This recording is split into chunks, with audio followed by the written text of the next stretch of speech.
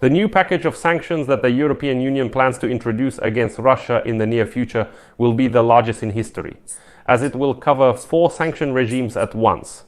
As a high-ranking European Union official told the publication, the package will be announced on May 20th at a meeting of the European Union Council on Foreign Affairs. In this episode, we will discuss with you what sanctions the European Union is imposing against Russia and whether these are truly the largest sanctions in history. And, which is very important, why have people in Europe finally started to understand that Putin is not giving up on his goals in this war? And representatives of Europe and the entire free world simply need to unite against the so-called Russian negotiators who are just trying to buy time. My name is Lexi Pecci. Today is May 17th. Let's discuss this topic further. Before we begin, I ask you to subscribe to the channel, give it a like, and don't forget to leave a comment under this episode. Also, be sure to subscribe to the Telegram channel. The link to it is in the description of this video. There we publish news promptly as it comes in, plus I share my analysis there even before it appears here on the YouTube channel. So, as reported today, citing European officials, the new package of sanctions that the European Union plans to impose against Russia will be the largest in history, because it covers 4 sanction regimes at once. The announcement of this package is scheduled for May 20th at the meeting of the European Union Council on Foreign Affairs. It is noted that restrictive measures will be imposed against Russia under 4 sanction regimes: for the war against Ukraine, for human rights violations, for hybrid warfare, and for the use of chemical weapons. In total, more than 130 separate sanctions will be adopted, including against the Russian military-industrial complex, the Shadow Fleet, and its accomplices, suppliers to Russia, sanctioned goods from third countries, as well as distributors of propaganda and disinformation. As reported by a representative of the European Commission within the framework of the 17th package of sanctions for Russian aggression against Ukraine, 75 new legal entities and individuals will be added to the sanctions lists. And also 200 vessels of the Shadow Fleet, which Russia uses to transport oil and continue trading it. As a result, the number of entities on this European Union sanctions list will exceed 2,500, and the number of these Shadow Fleet vessels will reach 300. As part of the European Union sanctions regime for hybrid activities, sectoral measures and individual sanctions will be imposed on 27 individuals and legal entities in the Russian Federation. Hybrid activity includes in particular sabotage that Russia carries out on the territory of the European Union.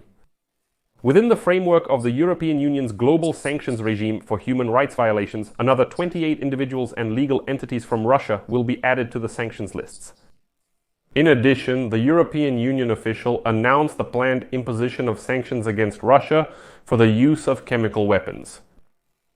And now comes the most interesting part, because this episode shows that if Europe really wants to, it will find reasons to impose sanctions against Russia, because unfortunately Russia has already committed so many crimes in Ukraine that you don't even really need to look for them. According to the European official, we are talking about chemical agents used to suppress mass protests, which are being used by the Russian side as a means of waging war against Ukraine on the territory of Ukraine, in the occupied territories of our country. Well, that's a good sign if this package is actually adopted on May 20th, although it's still not enough. Let me remind you that on the eve, Europe discussed the idea of a complete embargo with Russia, so that Russia would not be able to sell anything at all in Europe. But this issue still hasn't been finally resolved. But today, another issue was raised in Europe. It is that representatives of Europe and the entire free world must unite against the so-called Russian negotiators. And as many European media write today, only brave optimists can consider Istanbul as an important milestone on the path to peace in Ukraine. Realistically, this criminal war will only end when Ukraine stabilizes the front with the help of the West, and Europe restores a reliable military deterrent potential against Russia. This is a huge task, but with the necessary political will in Europe, it is not insurmountable. It is noted that even 4 years after the full-scale Russian invasion, the mistaken assumption persists that this is a territorial dispute between 2 neighbors. However, Putin is waging war not only against Ukraine, but also against the West as a whole. For him, Ukraine is just a stage on the path to undermining the security system established in 1991, weakening NATO, and returning Moscow to the role of the dominant power on the continent. Putin has never made a secret of these military goals. He has never hidden the fact that he wants to destroy the current world order. The Ukrainian delegation, along with representatives of Europe and the free world, must unite against these Russian negotiators who are going to Istanbul to present some ultimatums and threats to Ukraine. It would be the right signal against Russian imperialism if the entire West said that we fully understand what Putin is doing, and therefore we must fight him openly. The Kremlin regime senses the possibility that in the 21st century, major powers will once again behave like predators. That is, the rule of law will give way to the law of the strongest. Well, as they say, what do you actually want to achieve at the negotiating table? If predators aren't told about the benefits of vegetarianism, you just go ahead and arm yourselves against the predators.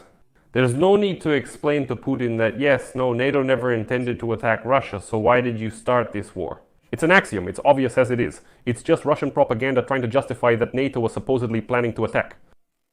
And with regard to Ukraine, this means the cessation of Russia's military offensive. And it's necessary to make the Kremlin understand that the price of its aggressive policy is too high and could even threaten the power of the ruling clique in Russia. Europeans simply have no other choice right now but to support Ukraine, because if Ukraine collapses, the next to be under threat will be NATO's eastern flank, and then they'll keep going further. Moscow is already laying the groundwork for this through propaganda and military restructuring. Well, considering Russia's efforts to increase its armaments, such a subsequent war is quite possible by the end of this decade, as some European intelligence services are warning. In this context, the call for a ceasefire, as written here, for example, by the German media, is untenable. And here I will quote a German publication which writes the following: "The idea that Putin can freeze the war forever along the current front line is a belated dream." From his perspective, this would signify conceding a major defeat. He would not have accomplished his primary military objectives and cannot abruptly abandon them. Even with all the propaganda skills, it would be hard to hide from the Russian people that the enormous costs were simply absolutely in vain. That's why the Germans, for example, are actually proposing to arm Ukraine, to arm Europe, and to make it clear to Putin that no one intends to play games with him. So here I put an ellipsis. May 20th will show a lot. What exactly Europe will introduce as sanctions and how much these sanctions can actually affect the Russian economy. So far, it looks like they got a little scared, but let's wait until Tuesday, May 20th. I'll leave it at that. Share your opinions and conclusions in the comments under this episode. Subscribe to the channel, click the bell, and don't forget to like.